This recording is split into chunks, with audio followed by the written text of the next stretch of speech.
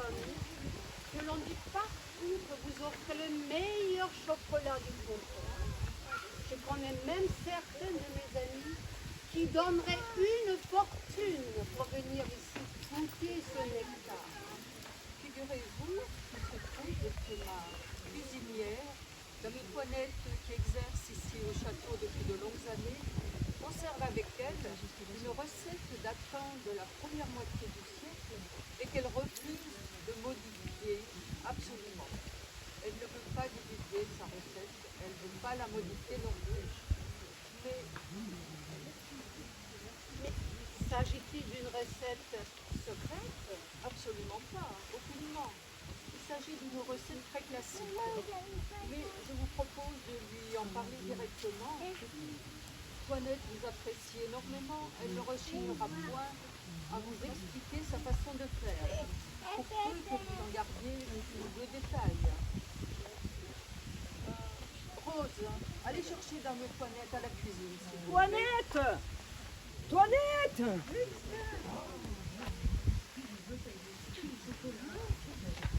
Le chapeau en bataille.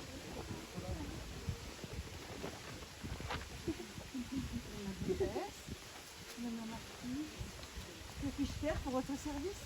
Eh bien, Toinette, j'ai promis à ma très chère amie, la comtesse de Poiras, que vous alliez lui expliquer les détails de la recette de votre chocolat, dont la réputation dépasse, semble-t-il, les limites de notre contrée. Il va sans dire qu'elle n'en dira mot. La recette est toute simple. Elle vient de notre roi feu Louis XV. Reste à ce jour inégalée. Point n'est utile d'y rajouter de forces épices, comme cela c'est utile paraît-il à la cour actuelle.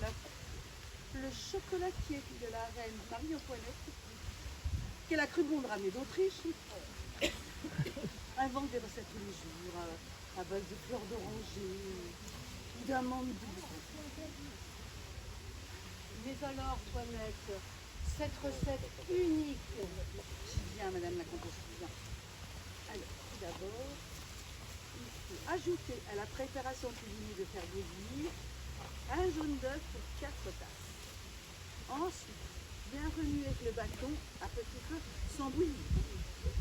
Et surtout, toujours préparer le chocolat la veille pour le lendemain.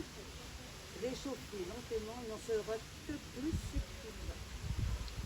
Mais je supplie, madame la comtesse, de ne point révéler cette recette qui, malgré qu'elle ait traversé beaucoup d'époques, est restée à ce jour très inégalée.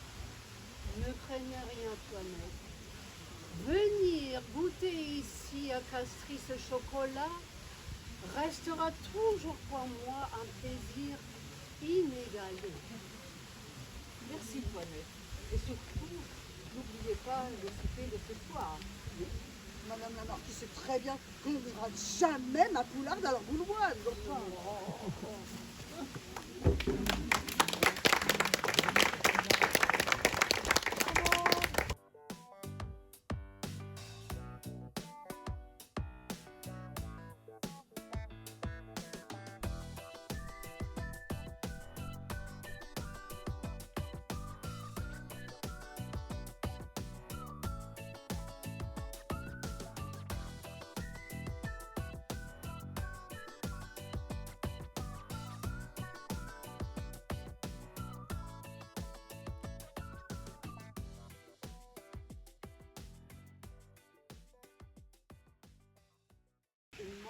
A magnifiquement restauré le château, les jardins et le parc.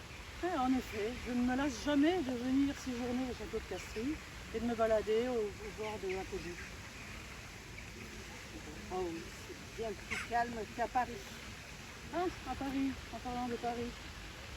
Mon époux t'aurait vu te promener avec monsieur de Gambetta?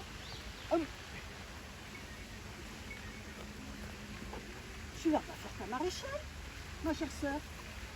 Je suis une femme libre et indépendante. Ma réputation en tant que sculptrice en est à la preuve. Jeanne, tu es le source de potin du milieu mondain. Prends garde à la famille. Elisabeth de MacMahon. Avec de telles opinions rétrogrades, ne manquerait plus qu'un jour tu deviennes présidente de la République. Qui sait? Et comme tout le monde le sait, elle deviendra femme de président de la République, puisque Macron sera le deuxième président de la République française, et sera la plus jeune première dame jamais entrée à l'Élysée, encore à ce jour.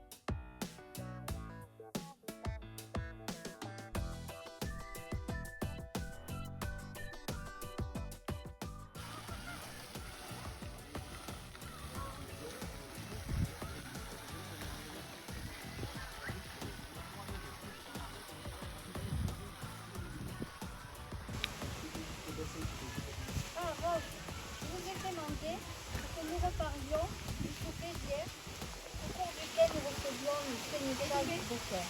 Y a-t-il eu un problème, Madame la Baronne? Non, pas un, mais de nombreux problèmes. Je t'en suis fort contrariée. Mais commençons par ma précieuse nappe de cérémonie toute tracée. Ah, Madame la Baronne, je n'en suis pas du tout rendu compte. Il faudra ouvrir les yeux, ma fille. Et je ne vous parle pas du service, une vraie catastrophe. Le personnel debout se tenait mal. Joseph avait la toile de travers. Jeannot, dont la chemise sortait de la robe. C'est à vous qu'il appartient de discipliner ce mauvais drôle. Ne vous inquiétez pas, Madame la Baronne. Je ferai le nécessaire afin que ça ne se reproduise pas. Si je devais constater de nouveaux manquements au service, je serais dans l'obligation de vous remplacer avec certains de plus rigoureux. Vous m'avez été recommandé par la baronne de Coirat. Je devrais l'informer de votre négligence. Ne vous inquiétez surtout pas. Ça ne se reproduit pas et je ferai le nécessaire pour que vous n'ayez plus de remarques à mon sujet. Bien, bien, Rose. Merci, Madame la Baronne. Au revoir. Oh, vous savez que la Baronne n'était pas une personne très facile.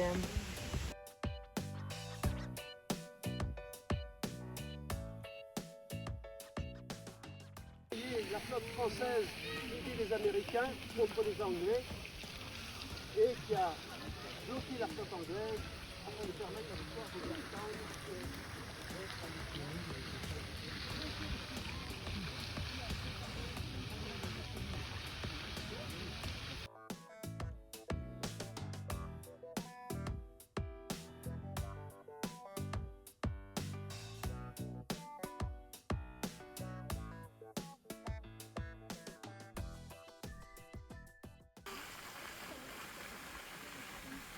Bonjour, monsieur de Lapérouse. Je vous ai fait venir afin que nous puissions préparer l'entretien que vous aurez demain à Versailles avec Sa Majesté le Roi. Je pense que vous n'ignorez pas le vif intérêt qu'il porte sur votre expédition. Et je suis persuadé qu'il va vous poser 1000 questions. Bonjour Monsieur le Ministre. Je me suis permis de me faire accompagner de mon second, Monsieur Delangle, qui, comme vous le savez, commandera l'Astolabe. Mes respects, Monsieur le Ministre. Vous avez bien fait, capitaine. Mais venons-en au fait. Quel va être votre itinéraire? Je sais que le roi souhaiterait beaucoup que vous puissiez quitter le port du Brest avant la fin du mois d'août. En effet, mais la préparation est particulièrement compliquée. L'installation à bord de savants peu habitués aux impératifs marins va s'avérer ardue. Tous ces gens n'ont aucune idée des lois de la mer. Ils devront bien s'y plier de toute façon. Je suis pour ma part plus inquiet sur la liste du matériel à embarquer. Tout cela devra être parfaitement arrimé, d'autant plus qu'il est question d'emporter des végétaux vivants et assurer leur entretien. Messieurs, cette expédition est unique en son genre. Et tout doit concourir à un immense succès. Nous en avons bien conscience, Monsieur le Ministre. Donc nous partirons de Brest, direction Madère et les îles du Cap-Vert. Ensuite, nous traverserons l'océan Atlantique vers le Brésil. Puis, ça sera le passage du Cap Horn et la remontée le long des côtes du Chili. Oui, en fait, c'est le parcours qu'avait fait M. de Bougainville en 1768.